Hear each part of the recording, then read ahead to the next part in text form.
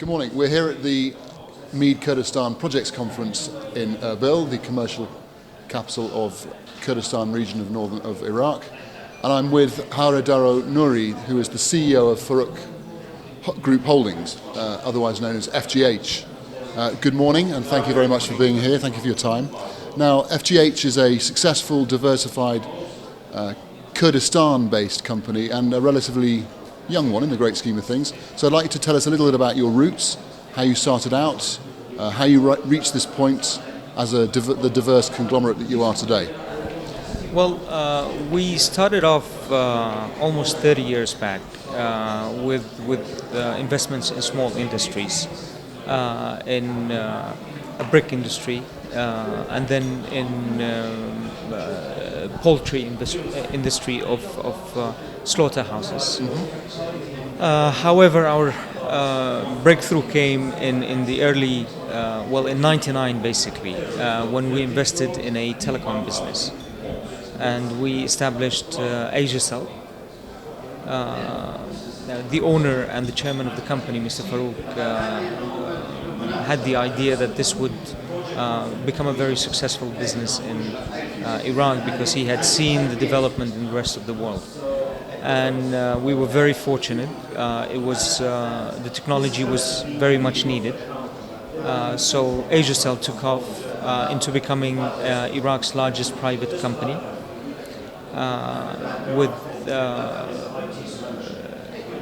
Right now we have about 14,000 employees in the companies working the companies of Faruk Holding.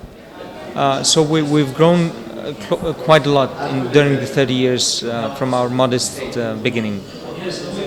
Very good. So it's a growth story that spans 20, 30 years. Absolutely. And you've talked a little bit about how you came from fairly humble origins in brick and brick manufacture and slaughterhouses. What are your plans for the next 20 years? Well, let me just go back a second and tell you about what we did in how Faruk Holding grew. Telecom was of course the biggest business, but then we diversified. We started diversifying in about 2007, and we started our major diversifications. We diversified in investing in cement, where we believed Iraq needed a lot of cement for reconstruction. Now all of our companies are based in Sulaymaniyah, but we're servicing all of Iraq. So we are using Sulaymaniyah as a base, as a stepping stone to reach the market of Iraq, which is a very large market, and a market in need of basically every thinkable product and services because of so many years of war and sanctions. Now, besides our investments in cement and telecom, we have been heavily investing in hospitality, in hotels, in the healthcare sector, with Iraq's largest private hospital that we're building in Sulaymaniyah, with a pharmaceutical company producing IV solutions at the first stage, with insurance company, with a bank that we're currently trying to establish, and we have submitted applications with the Central Bank of Iraq. All the businesses that we do, we target the need that is required in Iraq, and Iraq currently is in need of companies that are working on world standards in terms of services, but also companies that can provide products that the country need for its rebuilding of infrastructure. And therefore, going back to your second question of what we have as plan for the next 20 years, the plan would be based upon our understanding of how the Kurdistan region and of course the rest of Iraq will progress, and we believe that infrastructure development is very important. We see a lot of growth in the non-oil sectors in Iraq. And for that, we truly believe that industry is an extremely important part of the development in Iraq. And we have plans to invest heavily in industry, in mining, to be able to produce the essential elements required to rebuild Iraq. We started off with cement, but there are many more elements required. And that's where we believe we should concentrate, and this is what we have committed to concentrate our investments in. Very good.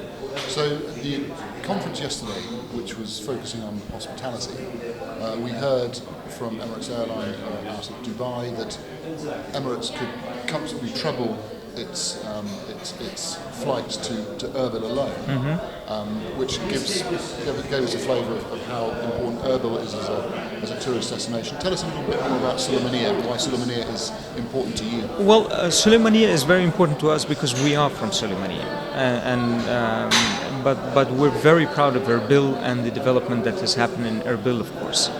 Erbil is the capital of the Kurdistan region. It is obviously the place where it's very attractive to international companies to be here, to participate in this development and growth. But Sulaymaniyah by itself is a very important part of the Kurdistan economy, and also a very important part of the Iraqi economy. We have in Sulaymaniyah a very nice environment, beautiful sceneries. So by itself, I mean, it has its own attraction. Now, our contribution to the business and to the economy in Sulaymaniyah is to, we believe that investing in hospitality is a bit different from Erbil, where in Erbil you have the government being able to attract a lot of foreign companies and investors to come to Sulaymaniyah, while we believe Sulaymaniyah has a different path, a successful path for the future, but a different one.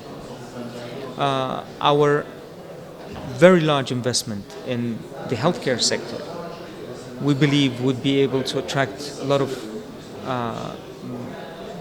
visitors to Sulaymaniyah, visitors being attracted by the healthcare services that are in the norms of what's available in the rest of the world and in the modern parts of the world, and we believe that would be essential in attracting visitors to Sulaymaniyah. We have committed to develop Lake Dukan, which is also very close to Sulaymaniyah city. Lake Dukan is a very, very large project. It is by far the single largest project of tourism investment in Iraq.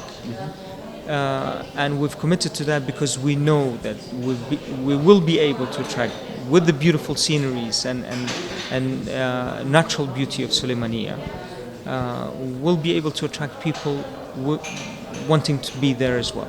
I mean, this is not only business, this is for entertainment. This is the Lake Dukan project is a project that will almost create a city where it has a downtown area with restaurants and clubs and shopping arcades. It will have second homes, water activities, mountain activities. So that's the path that we have for Sulaymaniyah, and that we believe Sulaymaniyah by itself will have a very good future. Now, my wishes, of course, is to see more industrial development in Sulaymaniyah, but all the other sectors are very important for us as well. Fantastic, great story. So you're now 12 sectors, 27 companies, 14,000 employees, committed to Kurdistan, committed to Sulaymaniyah. What are the specific challenges that you will face over the next 10 years? Well, challenges, if I go back to, we grew up in a country with a lot of challenges. We were able to establish a company working with the environment, the political environment, the legal environment, the security environment, which is very, very difficult. However, we've adapted, and that is very important in the process of our growth.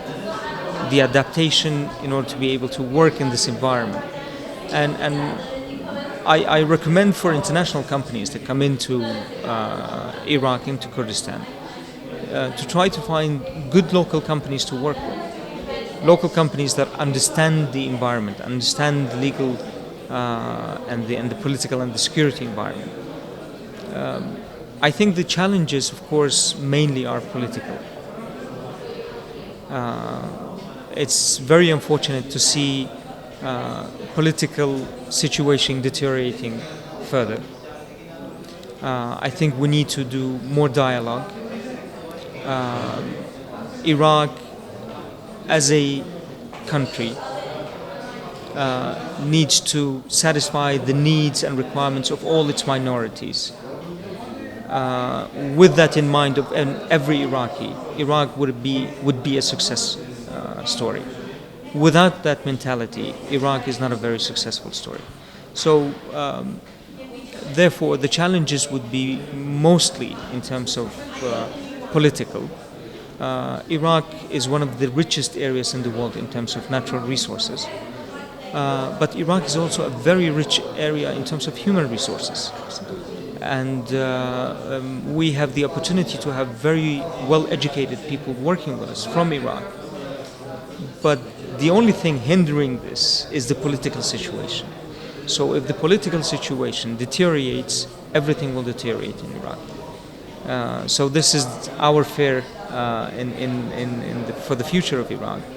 However, in terms of the competitive environment, Iraq is still it's a very virgin economy. So the profits still available in Iraq are not available in the rest of the world. I mean, we are talking in very, very good figures of IRR that is a dream in the rest of the world right now.